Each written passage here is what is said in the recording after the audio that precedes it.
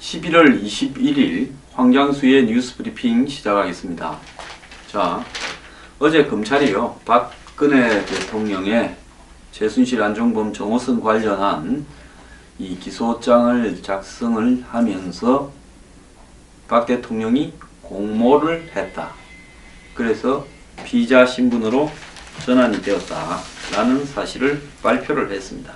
자, 근데 박근혜 대통령이요, 기존 우리가 예상을 했던 두 재단 모금에 대해서 본인이 기본적인 컨셉을 정리하고 지시하고 대기업 회장을 독대하고 최순실과 안종범으로 하여금 돈을 거두게 한 부분, 또 정호성에게, 최순실에게 올 4월까지 자료를 전달을 해서 최순실의 뭐 컨펌을 받든지 뭐 최순실의 확인을 받든지 뭐 이해가 안 갑니다만은 그렇게 한 부분 외에도 참 기상천외하고 상상을 안 갈 만큼의 일들을 했습니다.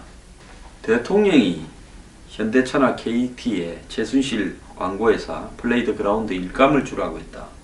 심지어 정유라 친구 아버지가 하는 KD 코퍼레이션인가 하는 회사에 대통령이 현대차를, 안종범 수석에게 현대차에 이야기해서 이 기술 채택을 할 수 있는지 알아보라고 했다.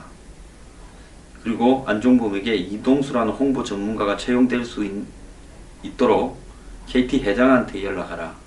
플레이그라운드가 KT 광고회사로 되도록 하라. 그리고 안종범에게 포르카가 대기업 손에 넘어가지 않도록 하라. 그래서 사실상 최순실이 확보하도록 하라. 그리고 GKA라는 카지노 공기업에 더 블루K를 소개해주라. 이런 이야기를 했다라는 내용이 지금 낱낱이 나오고 있습니다. 더 나아가서 박 대통령이 신동빈이 독대 후에 롯데가 75억을 내기로 했다. 이런 말까지 했다고 지금 나옵니다. 최순실은 저거 딸 친구 아버지가 하는 회사를 소개해주고 1200만원짜리 샤넬백과 4000만원을 받았다고 합니다. 대통령이 어떻게 이런 일에 관여할 수 있습니까? 더 블루K가 돈 벌어먹도록 산하기관에다가 펜싱 팀을 만드는 일들을 하게 하고 심지어 광고회사까지 넘어가도록 하는 이런 일들을 했다. 참, 그리고 플레이드 그라운드, 여태까지 차은택이 광고를 싹쓸이 한 걸로 정부 관련 기업들 한 걸로 알려져 있지만 사실상 최순실의 회사임이 드러났습니다. 68억을 몰아줬다고 합니다. 자, 여기에서요, 지금 중요한 부분은 어제 검찰이 발표 안 한 부분 속에서 뇌물죄가 빠져 있다는 겁니다. 자, 가장 중요한 것이 삼성이 최순실 모녀에게 35억을 승마 관련이라고 줬는데 승마 협회를 통하지 않고 직접 최순실 회사에, 독일에 있는 고레 스포츠에, 그리고 나중에 이 비덱으로 이름을 바꿨죠. 최순실과 정유라가 양대 주주입니다. 35억을 꼽아줬습니다. 아예 뭐 삼성하고 거래관계 있는 모나미가 확보했다라는 28억짜리 승마장은 조사도 안 했고요. 매달 10억씩을 별도로 송금했다라는 이야기에 대해서는 조사도 안 한 것 같습니다.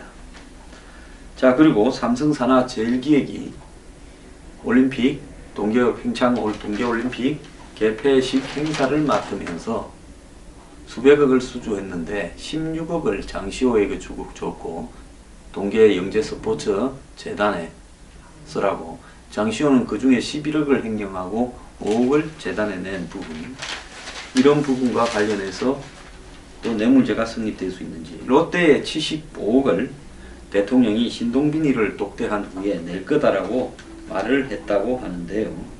이 부분에 대해서도 지금 뇌물죄 수사를 지금 안 했다고, 추후에 하겠다고 합니다.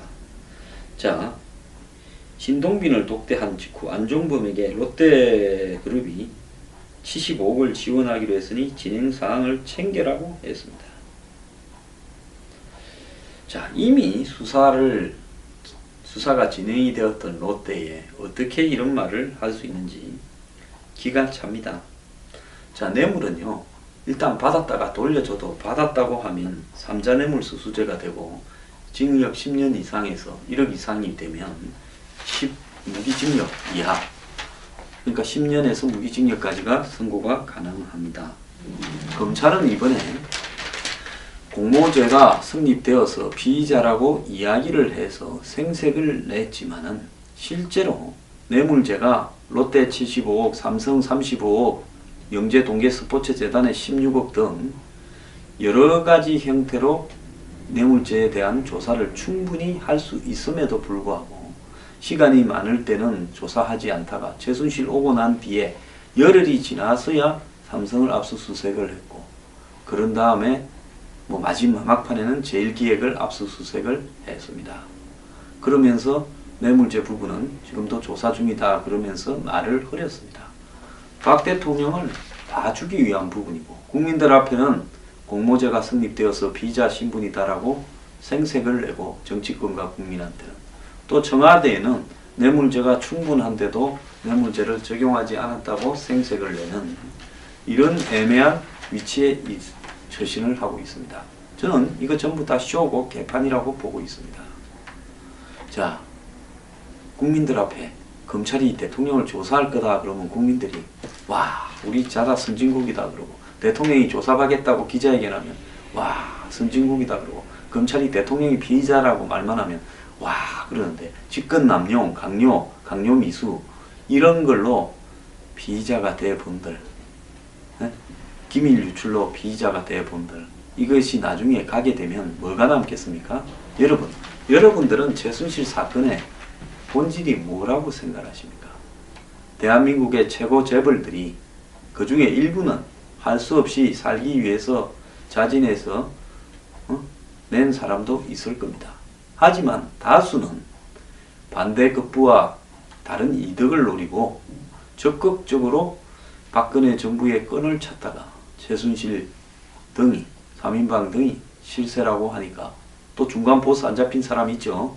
이런 사람이 실세라고 하니까 거기 쪽에다가 돈을 갖다 쳐 발란 거 아니겠습니까? 그런 관계가 쭉 이어져 오다가 아무런 죄의식도 없이 자, 재단 만들겠다 하고, 그 이전에 몇 개가 있었죠. 창조경제혁신센터, 그리고 청년창업펀드, 이런 식으로 기업들이 돈을 쪼로로 내는 것이 이미 익숙해져 왔습니다. 그러니까 내가 재단 만든다고 하면 또 내겠지, 낼 수밖에 없지 하면서 된 부분인데요.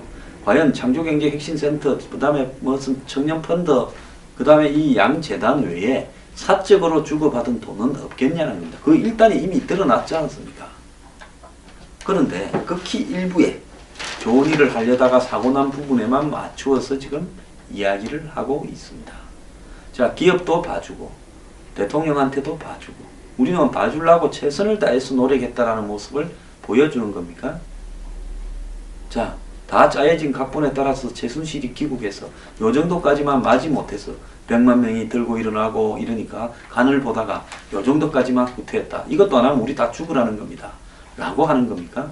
우병우 라인이라서 그렇게 하는 겁니까? 국민이 이렇게 대통령이 피의자 됐다고 하니까 와, 대한민국이 민주적인 사법 시스템을 갖췄다, 박수를 다 쳐야 되는 겁니까? 웃기지 마십시오. 장난 그만 치십시오. 뇌물죄가 없는 한 어제 검찰의 발표는 인정할 수 없다, 저는 그렇게 보고 있습니다. 그럼 저보고 왜 이렇게 이야기를 합니까? 이번 사태의 본질은요, 편법과 탈법을 일삼으면서 우리 사회의 정치권을 타락시켜온 일부 재벌, 저 일부라고 이야기합니다. 다 아닙니다.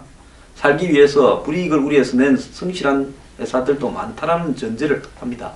일부 재벌들과 정권의 한마디로 권력을 선출되지 않은 채 위임받거나 과시해온 최순실 양자 간의 거래가 지속되어 오면서 지난 4년여간의 국가 정책과 방향과 제도와 규제와 시스템을 그런 돈 뿌리는 부패 재벌의 입장에 맞춰오다가, 저는 심지어 외교 안보까지도 맞췄다고 생각을 합니다. 이번에 그것이 터진 겁니다. 그런데도 불구하고 그 당사자들은 피해자 코스프레 주장을 하면서 준 놈은 포토라인에 서지도 않습니다. 자, 그래서 이번에 마지막에 이제 박 대통령 하나만 정리할 수도 있겠죠. 최순실하고 그 떨거지들 몇 명하고. 그래서 이 사건은 잘못된 권력에 의한 탐욕이다라고 이야기를 하고 그 돈을 주면서 이런 부패를 조장해온 나머지 커넥션은 돈이 있기 때문에 다 잘라내버리고 끝날 수 있습니다. 자, 이것이 여러분 대한민국의 정의입니다. 근데 제가요 기가 찬 부분은요, 박 대통령이 하는 이런 행태가 70년대 최태민을 세워서 재벌 회장들을 불러서 새마음 봉사단이니 구국 선교단이니 구국 봉사단이니 하면서 줄을 세워서 각 지부까지 만들고 거기에 재벌들이 창단식 할 때 입단료로 2~3천만 원씩 내고 매달 몇백만, 200~300만 원씩 내게 하면서 수많은 돈을 거두어서 최태민으로 하여금 관리하게 해온 부분과 지금 그의 딸 최순실이 40년이 흐른 시점에서 또다시 무슨 미러니, K 스포츠니, 더 블루케이니, 플레이드 그라운드니 어쩌고 저쩌고 말 타고 다니니 어쩌고 저쩌고 하면서 돈을 뜯어낸 부분이 똑같다라는 겁니다. 40년이 지나도록 박근혜 대통령은 본인이 대통령 딸로서 퍼스트 레이디를 대행할 때 최순실과의 가졌던 생각, 그리고 재벌들로부터 돈을 받는 데 대한 생각과 지금 40년 이후에 21세기에 지금 하고 있었던 이번에 드러난 생각 간의 차이가 정확하게 일치한다는 겁니다. 40년 동안 박 대통령은 이 사회를 바라보는 도덕적 관점이나 기업을 바라보는 관점이 바뀌지 않았다는 겁니다. 자, 참 기가 찬데요. 어떻게 대통령이 이런 이야기까지도 할 수 있었을까 하는 이야기를 해서 어제 검찰도 창피해서 그랬는지 중계를 이영렬 서울중앙지검장은 일부 사실만 발표하고 세세한 대통령의 지시사항은 비공개로 해서 카메라를 끄고 기자들한테 브리핑을 했다고 지금 알려지고 있습니다. 문제는요, 기업들은 대통령이 좋은 뜻을 가지고 무슨 국가 정책처럼 재단을 2개 만들자니까 자발적으로 호응해서 돈을 내고 최신은 조언하고 도와줬다, 실무적으로. 그게 단데 이게 무슨 문제냐라고 합니다. 어제 박 대통령의 사설 대변인인 유영아는 뇌물죄가 들어있는 줄 알고 보도자료를 배포해서 뇌물죄까지 까기 시작하더라. 없는 거를 알고 그거는 빼고라고 이야기했습니다. 그러니까 박 대통령의 사설 대변인이 제3자 뇌물죄가 포함될 거라고 해서 그게 이 3자 뇌물 취득죄로 기소됐다는 내용까지 포함된 박 대통령 변호인 반박 자료를 배포했다가 미처 언론사에 배포하는 과정에서 삭제하지 못했다면서 그걸 나중에 삭제해 달라고 요청하는 해프닝까지 이뤘습니다. 즉 변호인마저도 뇌물죄를 각오했음에도 불구하고 이 부분이 빠져 있다는 것은요, 실제로 이 사건의 수위를 굉장히 낮추고 법적으로 가게 되면 직권남용과 무슨 강요 미수 등이 얼마나 뼈대가 남을지 이해가 가지 않습니다. 이 사건의 본질은 결국은 뇌물죄가 빠진 검찰의 청와대 눈치 보기, 그리고 국민을 향해서 대통령이 피의자가 됐다라는 과시, 그걸로 요약할 수 있습니다.